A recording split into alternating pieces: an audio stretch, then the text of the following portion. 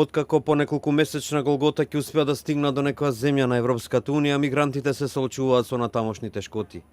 Дел од нив се спречени да одат до нивната крајна цел и завршуваат во диви кампови или во привремени прифатилишта за баратели на азиланти. Некои пак и по цена на животот го продолжуваат патот. Стотици мигранти кампираат во метростаниците во Будимпешта откако ќе стигнат во Западна Европа во потрага по подобар живот. Тие се меѓу илјадниците други кои бегаат од совојни и сиромаштија зафатените нивни татковини во Азија и Африка преку Балканот. Се проценува дека од почетокот на годинава до сега во Унгарија влегле над 100.000 мигранти.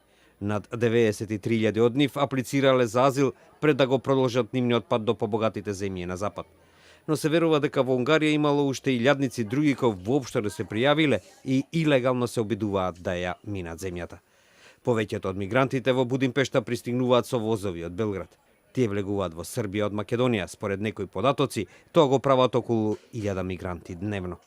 Она што ја прави Унгарија атрактивна е што за разлика од соседните Хрватска и Романија, кои исто така се членки на Европската Унија, е и членка на Шенген зоната, каде што границите се избришани.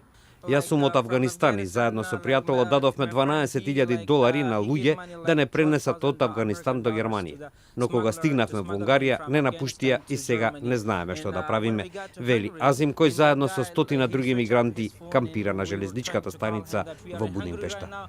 Тие се жала дека таму немаат никакви услови и постојано се испрашувани од полицијата.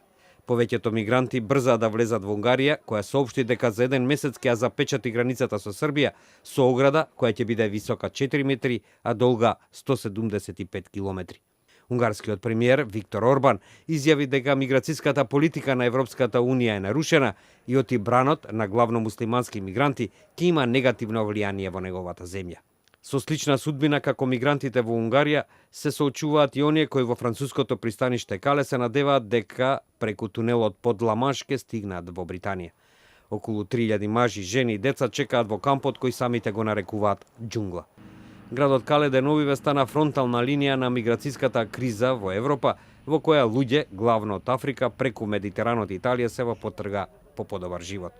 Мигрантите главно илегално се качуваат на камиони во надеж дека преку тунелот ќе стигнат во Британија.